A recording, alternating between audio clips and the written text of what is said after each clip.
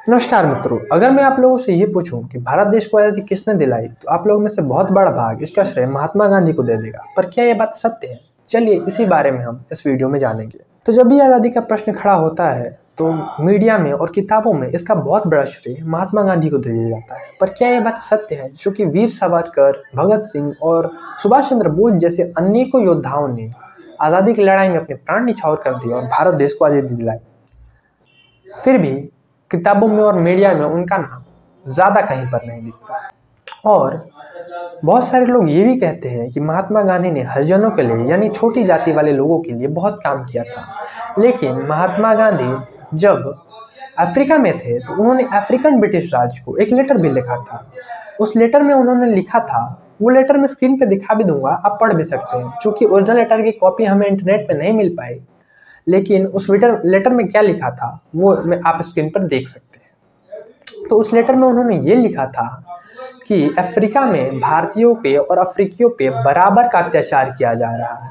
चूंकि हम अफ्रीकियों से कुछ रंग में ऊपर हैं, इसलिए हमें उनसे कुछ ज़्यादा अधिकार दिया जाए, हमें अफ्रीकियों से कुछ अधिक अधिकार दी जाए, ना कि ब्रिटिशर्स के बराबर। ब्रिटिशर्स के बराबर नहीं, उन्होंने कहा कि हमें अफ्रीकियों से कुछ अधिक अधिकार मिलने चाहिए। यानी कि वो ये मान चुके थे कि अफ्रीकन लोग हमसे छोटे हैं और हम ब्रिटिशर्स से छोटे हैं।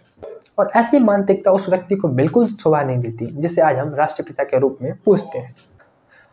और ये भी कहा जाता है कि महात्मा गांधी के आश्रम में ऊंची जाति वाले लोगों के लिए यानी कि ब्राह्मण, क्षत्रियों के लिए खाने पीने की व्यवस्था अलग थी और छोटी जाति वाले लोगों के लिए खाने पीने की व्यवस्था अलग थी। जबकि वीर सावरकर ने ब्राह्मणों और छोटी जाति वाले लोगों के लिए भोज कराया था। तभी उस समय में जब देश को आज़ादी नहीं मिली थी, तब आप समझ सकते हैं कि उनके ऊपर सामाजिक दबाव कितना रहा होगा। हालांकि हमारे देश में जाति का कॉन्सेप्ट कोई नहीं था, ये अंग्रेज़ों का करा धारा है। इस बारे में मैं कभी किसी और वीडियो में बताऊंगा। तो आप लोगों के मन में भी ये प्रश्न आएगा कि तब हमें क्यों ये पढ़ाया जाता रहा कि महात्मा गांधी महान है और क्यों मीडिया में दिखाया जाता रहा। तो मैं आप सभी को ये बतलाना चाहता हूँ कि ये सब कुछ अंग्रेज़ों का किया धरा है। क्योंकि आप आज के दौर में भी देखते होंगे कि भारत सरकार पे ये इल्ज़ाम लगा रहता है कि सरकार कुछ नहीं करती है और उसको मीडिया बढ़ा चढ़ा के दिखाती है। तो मैं आपको ये बता दूं, ये कोई पहली बार नहीं हो रहा है। आज़ादी से पहले सारा मीडिया अंग्रेज़ों के अंडर आता था। वो लोग महात्मा गांधी और नेहरू जैसे लोगों को ही आगे बढ़ाते थे, मीडिया में शो करते थे, क्योंकि उनसे उन्हें कोई खतरा नहीं था। इसीलिए वो सिर्फ महात्मा गांधी और नेहरू जैसे लोगों का लेटर का जवाब देते थे। जबकि आप देखेंगे कि असहयोग आंदोलन फैल रहा था, फिर भी मीडिया में उसे बहुत बढ़ा चढ़ा कर दिखाया गया कि महात्मा गांधी भारत देश को आज़ादी दिला सकते हैं, वो भी अहिंसा के मार्ग से। क्योंकि वो भारतवासियों को भ्रम देना चाहते थे कि अहिंसा के द्वारा बिना मारपीट के, बिना कोई हिंसा के आज़ादी मिल सकती है, परंतु ये सत्य नहीं है। तो फिर आप ये पूछेंगे कि भारत देश को आज़ादी मिली कैसे? तो मैं ये बताना चाहता हूँ कि कई लाखों योद्धाओं ने आज़ादी के लिए लड़ाई की, जैसे भगत सिंह, वीर सावरकर, सुभाष चंद्र बोस, बाल गंगाधर तिलक जैसे अनेकों योद्धा, परंतु आज़ादी की लड़ाई में वो प्राण खवा गए थे। तो जब हमें आज़ादी मिली तो सारे बड़े स्वतंत्रता सेनानी अपनी शक्ति या तो खो चुके थे या वो वीरगति को प्राप्त कर चुके थे। तो आपके मन में ये प्रश्न आएगा कि तब अंग्रेज़ों ने हमें आज़ादी दी क्यों? तो मैं आपको ये बताना चाहता हूँ, विश्व युद्ध 2 के बाद 1945 से लेके 1952 के बीच उन्होंने सारे अफ्रीकी देशों को छोड़ा, ना सिर्फ भारत को, सारे एशियन देशों को छोड़ा।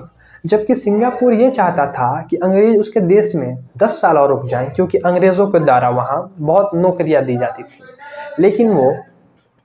लेकिन वो सिर्फ 6 साल में सिंगापुर छोड़ के भाग गए, क्योंकि उन्होंने जितना लूटना था अंग्रेज एशिया देशों को, भारत को, वो लूट चुके थे। और इतनी विश्व युद्ध 2 के बाद तबाही मच चुकी थी कि ना उनके पास सेना थी और ना उनके लूटने के लिए कुछ एशिया में बचा था। सब कुछ छोड़ के चले गए और जाते जाते वो सारे चाटुकार नेता जैसे नेहरू को ऊंचे पदों पर बैठा गए। ऐसे में मुझे दुष्यंत कुमार का एक शेर याद आता है कि दुकानदार तो मेले में लुट गए यारों, तमाशचीन दुकानें लगा बैठे हैं। इस कविता से दुष्यंत कुमार का यह इशारा है कि वो कौन लोग थे जिन्होंने आज़ादी की लड़ाई में अपने प्राण निछावर किए, और वो कौन लोग थे जिन्होंने सत्ता का सुख भोगा, जिन्होंने सत्ता पर राज किया। ये सब सुन के आपको बुरा तो लगा ही होगा, लेकिन आप ये सोच रहे होंगे अब ये जानकर क्या फ़ायदा और इससे भारत देश को क्या खतरा है। तो मित्रों, मैं आपको बताना चाहता हूँ उससे भारत देश को खतरा है। ये बहुत बड़ी विदेशी ताकतों का इसके पीछे हाथ है, क्योंकि अगर आप देखेंगे तो उन्होंने सारी पुरानी सभ्यताओं को ख़त्म कर दिया। जैसे पर्शिया ईरान बन गया, मिस्र इजिप्ट बन गया। उन्होंने लगभग सारी पुरानी बड़ी सभ्यताओं को ध्वस्त कर दिया, खत्म कर दिया। लेकिन वो 1000 साल राज करने के बाद भी भारत देश को खत्म नहीं कर पाए। लगातार 1000 साल के इन्वेजन के बाद भी, लूटपाट के बाद भी कोई भी भारतीय ये नहीं कहता कि मैं अंग्रेज हो गया या मैं कुछ और हो गया। वो यही कहता है कि मैं भारतीय हूँ। इसीलिए वो भारतीय संस्कृति, सनातन संस्कृति को खत्म करना चाहते हैं। और मैं आपको ये भी बता दूं, ये किसी जाति विशेष या धर्म विशेष के साथ नहीं है। अगर आप ये देखें कि वो भारत में मुसलमानों को काफ़ी तवज्जो देते हैं, काफ़ी इज्जत देते हैं, मुसलमानों को काफ़ी आगे बढ़ाने की बात करते हैं। लेकिन भारत के ठीक बाद अगर आप चाइना में चले जाए तो वो उगन मुसलमानों के ऊपर अत्याचार करवा रहे हैं।